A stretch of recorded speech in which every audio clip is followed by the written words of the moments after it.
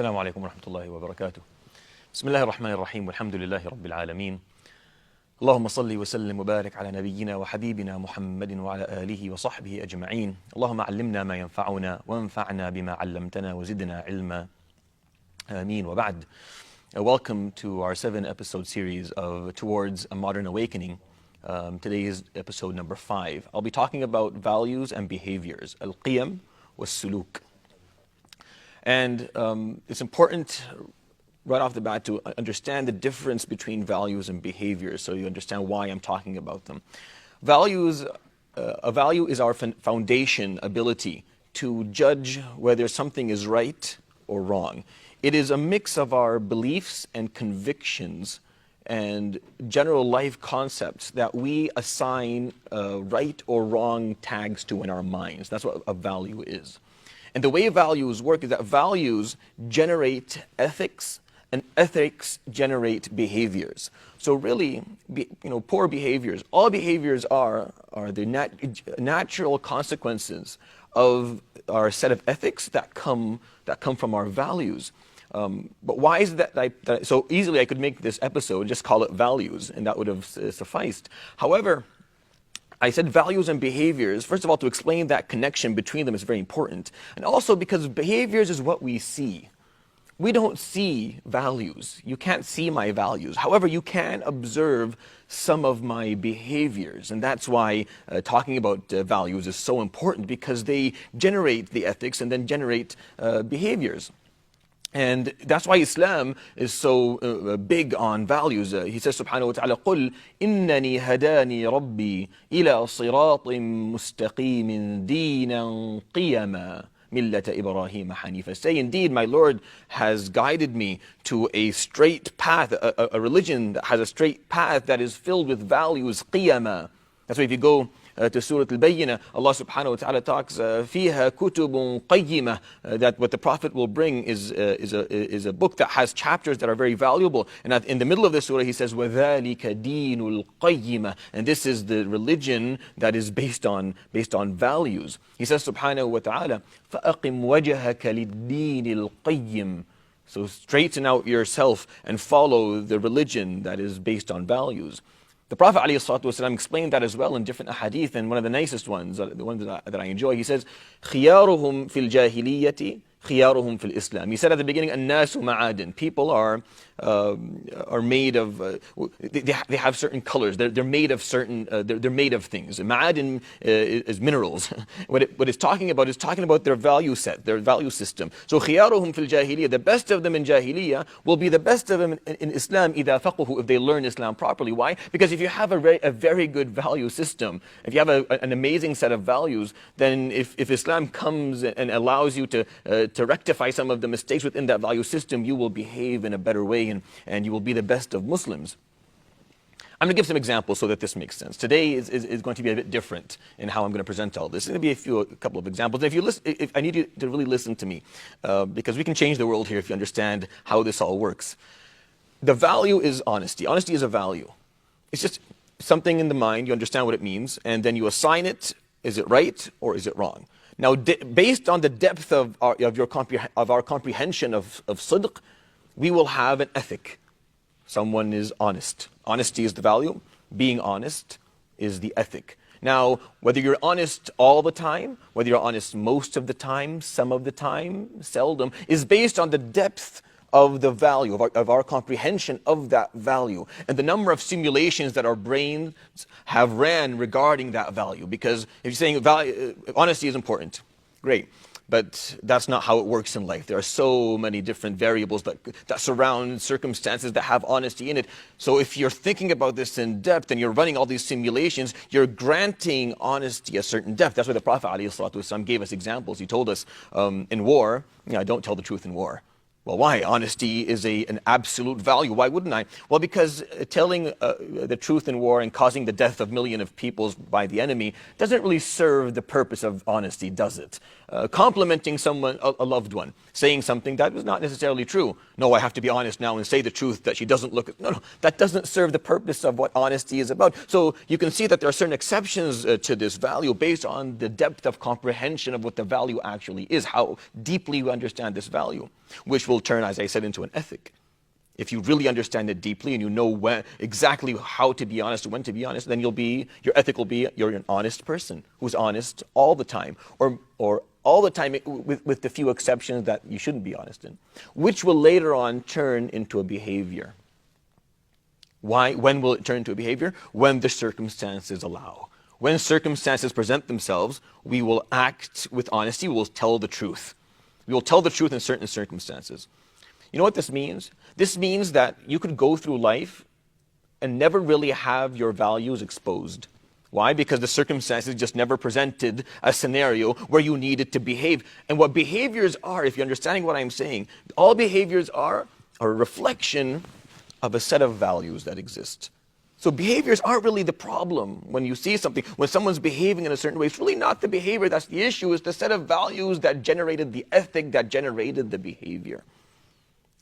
And that's why this is so important. So when you see your child behaving, before you get upset with the behavior, you have to figure out, okay, what is the value that allowed this behavior to exist? And before you get to the children, before we start projecting this on other people, let's start thinking about this about ourselves. We have to learn this for ourselves. We have to learn to observe our own behaviors and figure out what value allowed that to actually exist and manifest it. Because all that values do is they manifest themselves through our daily behaviors, and that's really all it is. Rahmah, for example, is a value. Compassion is a value. Depending on the depth of your understanding of compassion, your ethic will be you're a compassionate person. All the time, some of the time, most of the time, towards everybody, not towards everybody. It depends. In Islam, compassion is a value that is absolute. You always treat people with mercy and compassion, regardless of who they are. Even if it's your enemy, you can't love your enemy. You can treat your enemy with compassion. Everybody deserves compassion. Everyone deserves mercy. So it's an absolute value that you should be a compassionate person all the time. And then that should manifest itself in behaviors where you're being compassionate and you're treating people with mercy. And if that's not the case, then it'll be obvious within the behaviors that you're not treating people with mercy.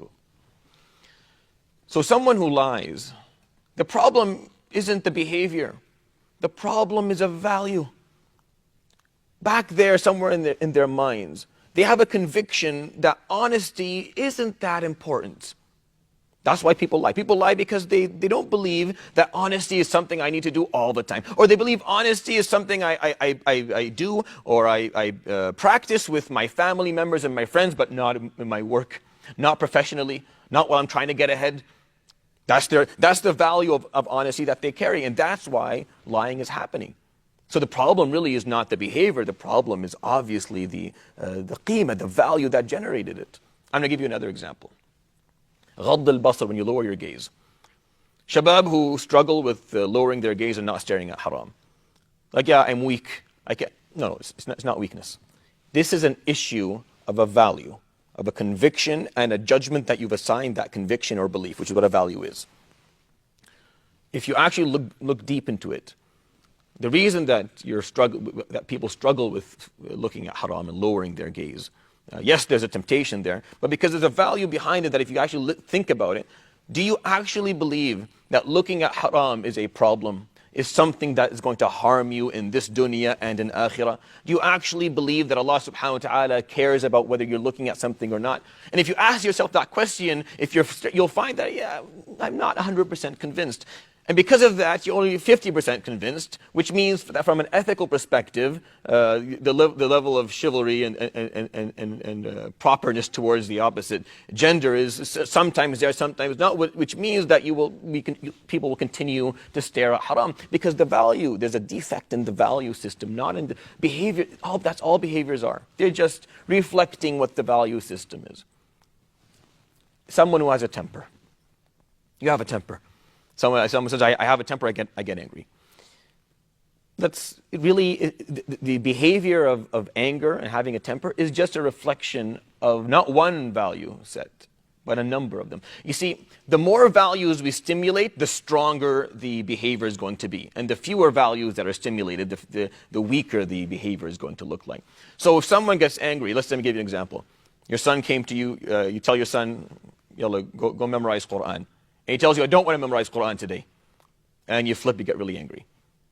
And you're asked why later, you do something wrong, you cause harm. Why? Oh, I have a temper. Yes, you have a temper, but why is it that you have a temper? Why were your emotions so strong? Because all anger and love and hatred they're just emotions. What emotions are? They are the result of stimulating a lot of values. A lot of values are being stimulated here. I'm going to give you an example of what this could be. This man or this person, one of the most important values in his life is the value of family. And the way he defines the value of family is that my children never speak back to me. If my child speaks back to me, that means that this family value I have is crumbling, is destroyed, and I don't have it anymore, and that causes him to be very upset because it's a very, very important value.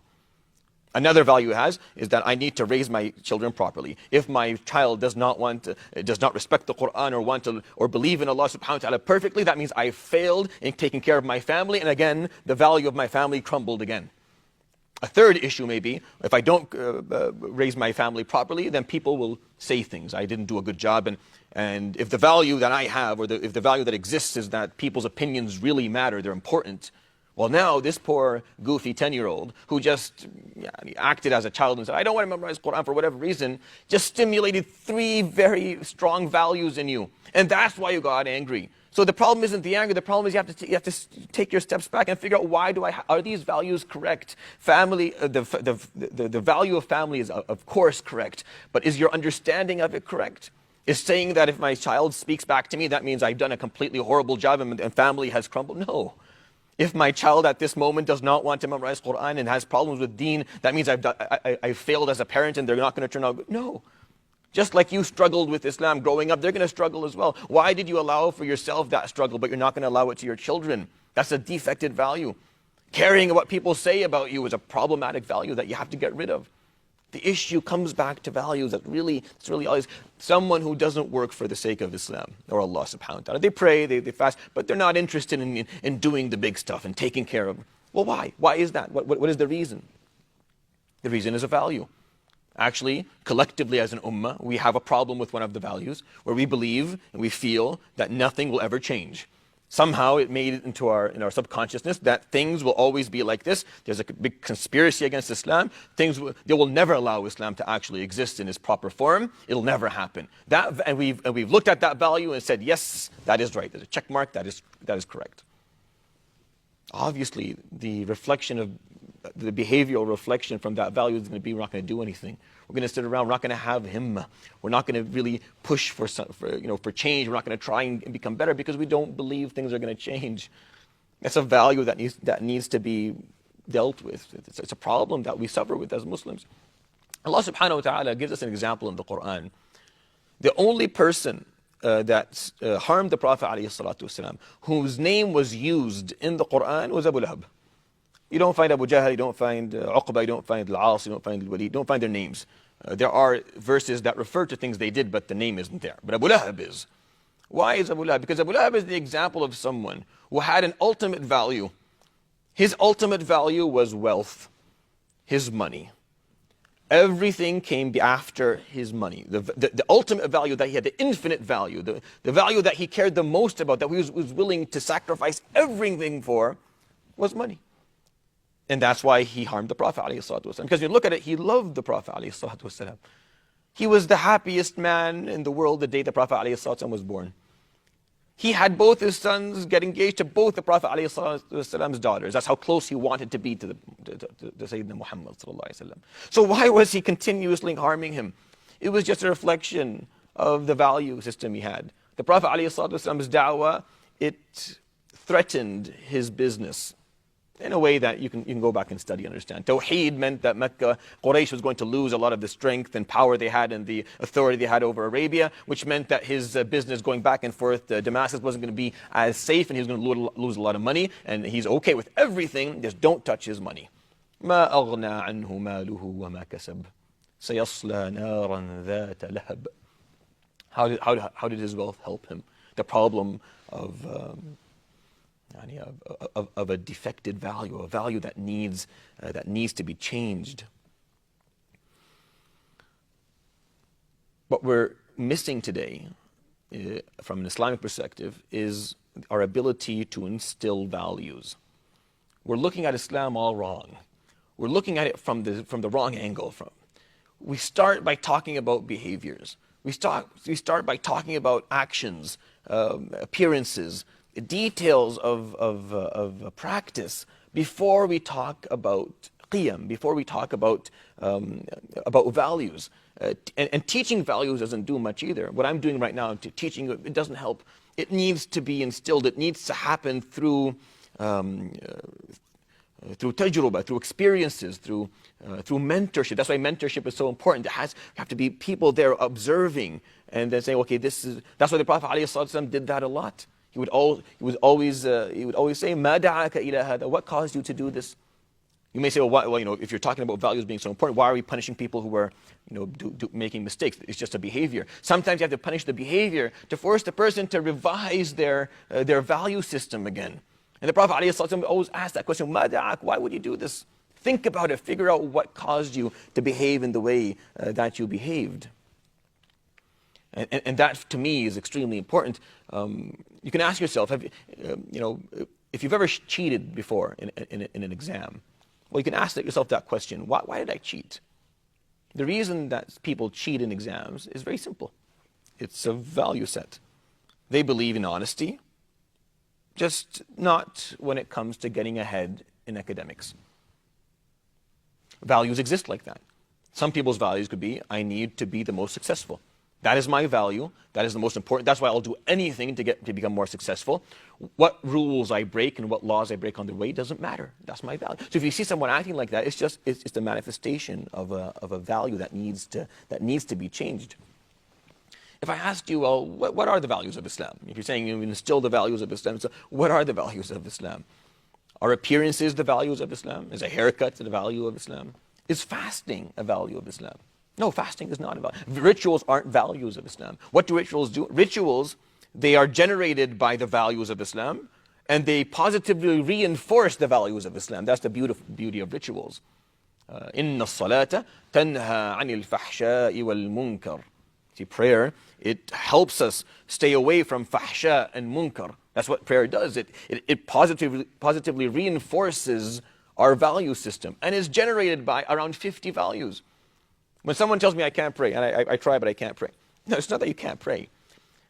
Your value system regarding prayer, there's a problem there. Your understanding of prayer, your convictions and beliefs regarding prayer need to be revised. You're not thinking about them properly. You see, because there's at least 50 different values that are generating why we have to pray. Knowing that Allah subhanahu wa ta'ala created everything. He is the supreme being in this existence, and He wants to talk to us every single day. Knowing that without a relationship with Allah subhanahu wa ta'ala, our deeds don't count, and we cannot become closer to Allah subhanahu wa ta'ala. Knowing that if we don't do this, then Allah subhanahu wa ta'ala will not give us reward. Knowing that if we leave prayer, then we will be subjecting ourselves to punishment. Knowing that when we pray, really what we're doing is that we're fueling our souls so that we can continue to carry this message. These are all values, convictions. If you have them and you believe them, and they're a part of your value system, then prayer is really easy. You'll never leave it. You can never leave it, because if one value isn't working today, the other one will be. But if none of those convictions, so when your child doesn't pray every day, the reason isn't because they're just lazy, even though laziness is a problem on its own. It's because the value system has not been properly instilled.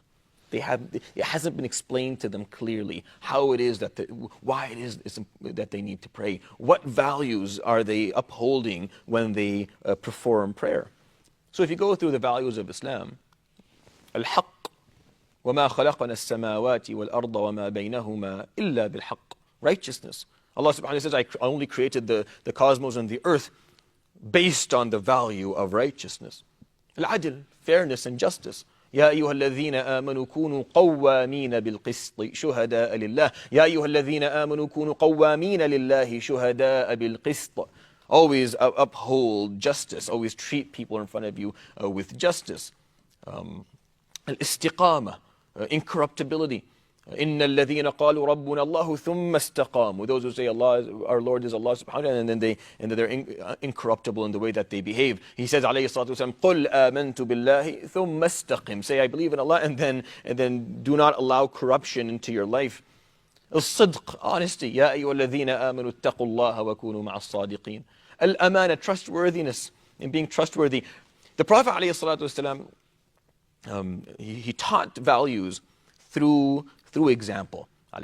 Looking at his, remember when he left Mecca to Medina, on his way out, he had to leave Ali ibn Abi Talib in Mecca for a reason. He told him, you have to stay here because I have in my house all these amanat, all these trusts, all these all these possessions for people that they left with me, they entrusted with me as they traveled, and we need to return it to them. The people who were actually forcing him out of his own country, to which he would never actually return again. He would never actually live in Mecca ever again, which is the place that he was born and all his ancestors back to Ismail lived in. Yet he still has the value of amana, of trustworthiness. We need to return these. It's unbelievable. I mean, in this example, if you put yourself in his place, wouldn't this be the okay time to throw a match on whatever existed in that room as he was being forced out of Mecca by the people whom were leaving their possessions with him? Meaning Abu Jahl himself, who was forcing him out, who was persecuting him and his family, had left with him a possession in his home. It makes no sense when you think about it. But to the Prophet ﷺ, it was, of course, obviously I'm going to return the amanat, because it's a value. This is an absolute value. It will never change. And that's why his behaviors ﷺ always reflected that in his life. Rahmah, as he said, irhamu man fil ardi yarhamkum man fis sama. Show compassion to those on earth, and Allah, and those, and the one in the sky will show you compassion. Not causing harm. This value became so strong that it turned into a qa'ida fiqhiyya, to a jurisprudent law. La darara wa la dirar. You do not harm yourself, you do not cause harm for others. Tumsiku an ash-sharri laka bidhalika sadaqa, as he said, alayhi salatu wasalam. You withhold of causing harm to others, and that is a sadaqah for you. Bravery. فَلَا تَخْشَوُوا النَّاسَ وَفَلَا تَخْشَوْهُمْ وَخْشَوْنَ الَّذِينَ قَالَ لَهُمُ النَّاسُ إِنَّ النَّاسَ قَدْ جَمَعُوا لَكُمْ فَخْشَوْهُمْ فَزَادَهُمْ إِيمَانًا. Being brave, courage, is a value that Islam. Al-wasatiyya, moderation. وَكَذَلِكَ جَعَلْنَاكُمْ أُمَّةً وَسَطًا. All these are values of the deen. If you go and you study Surah Al-Alaq, for example, after he says, اقرأ بسم ربك, you find that the rest of the verses are explaining a number of values that we're supposed to have. أَرَأَيْتَ الَّذِي يَنْهَى عَبْدًا إِذَا صَلَّى. Someone who refuses anything new just because it's new. Refusing the new just because it's different to you, just because it's foreign to you, that's a value, that's a problem. Being closed-minded like that. أَرَأَيْتَ إِنْ كَانَ عَلَى الْهُدَى أَوْ أَمَرَ بِالتَّقْوَى. Do you not have the ability to give someone the benefit of the doubt? Is there no objectivity in the way we deal with others? Being objective is a value that we need to hold on to. Being open-minded, being objective. أَرَأَيْتَ إِنْ كَذَّبَ وَتَوَلَّى أَلَمْ يَعْلَمْ بِأَنَّ اللَّهَ يَرَى. When you see al-haq, you stand by it. If you were wrong and somehow at some point what was right appears to you and now you can see I was wrong, you need to immediately return back to haqq. That is a value. Following evidence, اتباع الدليل in Islam, following evidence is a value. قُلْ هَاتُوا بُرْهَانَكُمْ إِن كُنْتُمْ صَادِقِينَ. These are values in Islam. Study the beginning of Surah Al-Qalam, you'll find all these ethics that Allah subhanahu wa ta'ala is explaining to the Prophet ﷺ. Now you know ethics are generated by values, and ethics cause us to behave the way that we behave. This is a very, very important continuum within life and within Islam itself that we need to properly comprehend. The Prophet ﷺ would teach ethics, and he wouldn't get upset with mistakes and behave as much as he would if he felt there was a defected value behind it. When the Muhajirin and Ansar, they fought at some point, different times in the seerah. Ya lil Muhajirin, Ya lil Ansar. They would, something would happen, and then people would get very emotional, and they would call upon their group to come and defend them. And suddenly there was this two groups, the Muhajirin against the Ansar, and the Prophet ﷺ would come out, not even properly dressed, saying, Da'uha, leave this, stop these words you're saying. Muhajirin, stop saying it. Da'uha فَإِنَّهَا muntina. This is disgusting. What you're saying is this. He would use that word netan, which is a very offensive and aggressive word from him, alayhi salatu wasalam. But he's trying to explain, this is a horrible value. Racism, tribalism, collective arrogance, difference, generalizations on groups. This is disgusting. You have to leave this immediately. When Abu Dharr got upset with Bilal and said something he shouldn't have said and called Bilal a name, because Bilal was from Habasha, and he called him a name, and the Prophet ﷺ came to Abu Dharr, who was one of the earliest Muslims that we have on record, and told him, إِنَّكَ امْرُؤٌ فِيكَ جَاهِلِيَّةٌ. There's still, the values of Jahiliyyah still exist in you. How could you say something like that? And Abu Dharr, of course, took this very, very, very much to heart, and he immediately went and apologized and fixed, because this is not a joke. When you study, for example, in Surah An-Nisa, when a dir'a or a shield was stolen, إِنَّا أَنزَلْنَا إِلَيْكَ الْكِتَابَ بِالْحَقِّ لِتَحْكُمَ بَيْنَ النَّاسِ بِمَا أَرَاكَ اللَّهُ. You can go study those parts of Surah An-Nisa. And the story is telling about someone from Khazraj who stole a shield and some food from a person from Aus. And once they were caught, they took the shield and they buried it in the backyard of a Jewish man. And they accused him. And the Prophet ﷺ, looking at all the evidence, was almost going to judge that this Jewish man actually stole. And the Quran would come down.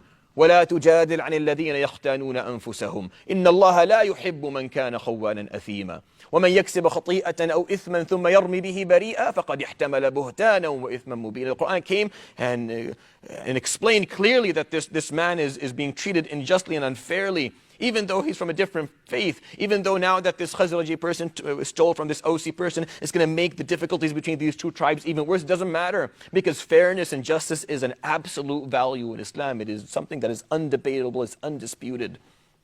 And that's what it means to carry values. How do we... I think that it's important to understand that values are constants. They are not variables. They should never change. A value doesn't change based on circumstances. Surah Al-Balad talks about that. فَلَاقْتَحَمَ الْعَقَبَةَ وَمَا أَدْرَاكَ مَا الْعَقَبَةُ فَكُّ رَقَبَةٍ أو إطعام في يوم ذي مسغبة يتيما ذا مقربة أو مسكينا ذا متربة. The surah tells you, فَلَاقْتَحَمَ الْعَقَبَةَ, you should go and you should overcome the obstacle. What is the obstacle? The obstacle is is during the time that you are poor, to still grant freedom to those who are in need or captivated, whether they are enslaved or whether they are under a lot of debt. Even though you're poor, you're still helping people to get out of their own debt or out of their shackles, because that's the value that you carry. You help others. It's not you help others when you have money, and when you don't have money, you don't. It's not I'm kind when I'm in a good mood and I'm unkind when I'm in a bad mood. That's not a value anymore. That means the value that you have is defected. It's a superficial value that doesn't have depth to it. It doesn't mean anything. Having a value means that I will always behave like this. إطعام, when you're going to feed. You're someone who feeds those who are hungry. You'll do it في يوم ذي مسغبة, at a time where you're just as hungry as they are. يتيما ذا مقربة أو مسكينا ذا متربة, to someone who actually needs it. Because your values are not variables. They never change. They're constants. How do we insert values? Inserting values or instilling values in ourselves requires deep thought. Requires us to be aware and mindful of our behaviors. We have to watch ourselves. When I act in a certain way, when I say something, when you fight with your spouse, or you find it difficult to talk about something, you say, well, that's just how I am. That's our, especially men, that's our answer. That's just how I am. Okay, but the reason you are like that is because of a value that you haven't revised yet. Go back and take a look. Why is it that you struggle to express emotion? Why is it? You have to figure this out.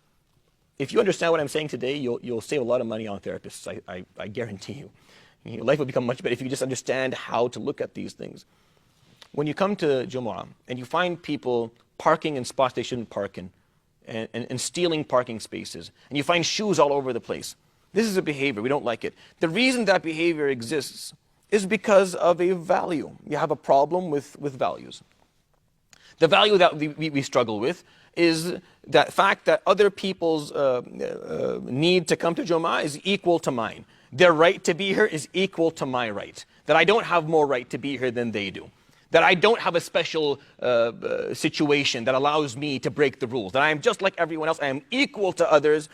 Just like I expect people to follow rules, I have to too. My life is not more special than theirs. And my problems aren't more special than theirs. That's a value.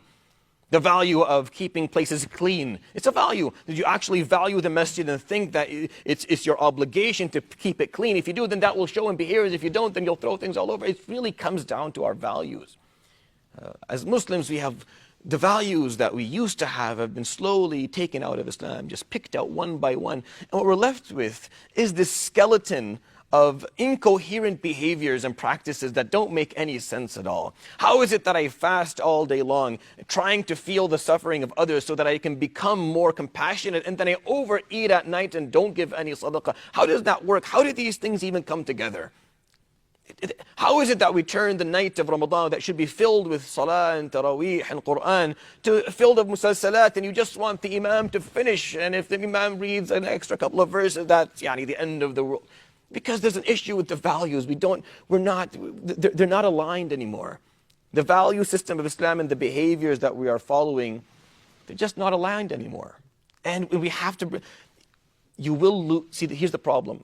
If we don't revisit these values and generate them again and actually make them proper values, you will lose the behaviors. Because I told you, values generate behaviors. You'll only pray for so long without values before you stop praying again.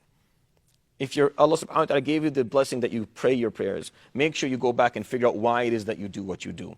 And strengthen those values and make them strong and clear so that you will continue to pray for the rest of your life, or else it will, wal-'iyadhu billah, it's a scary thought. I can go on and on this. To be honest, today's action plan is the most important of all action plans that I've talked about and I will talk about. We have the time right now. We are granted this pause period where Allah subhanahu wa ta'ala just pressed pause on the world and everything stopped. And you have that ability to reflect upon yourself and observe your behaviors. Observe the way you're treating certain things. Observe how honest are we, how respectful are we, how tolerant, how trustworthy, how. Start observing these behaviors and don't panic. Just track them back to the value that generated them. And then think about that value.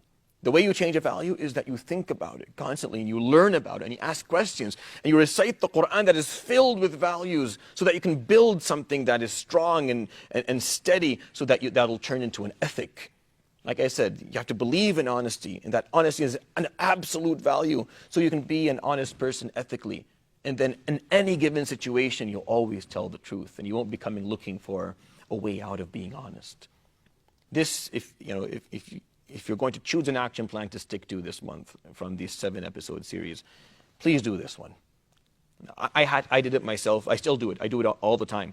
And no one's perfect. If we were perfect, that would mean we would have perfect value systems. No one really has perfect value systems except the Anbiya and the Prophet ﷺ. And that's why when we look at his behaviors, there was never a flaw. Why? Because the value system was so perfect. For us, it's not the same. You're always going to try and revise that value system, the set of values that you have, trying to figure out which ones need to be fixed and which ones are worth changing so that you can have something called thabat. So you can have something called thabat, steadfastness. So you can hold on to your ethics and the proper behaviors, and you're not losing them. You're not someone who one day is like this and the other day is like that. No, you're always going to be. We know that when we deal with you, you're always going to come through. You're always going to be honest. You're always going to be trustworthy. You're always going to be kind. You're always going to be compassionate because you're thabit. And thabat, the concept of thabat is so important. Now, being able to hold on to what matters. And that only happens if you spend time thinking and reflecting and going through your set of values. And you'll find that there's all these little mistakes that need to be fixed. And once you fix them, it's like programming. It's like you're just going back and working on the programming of your life. I hope that was beneficial.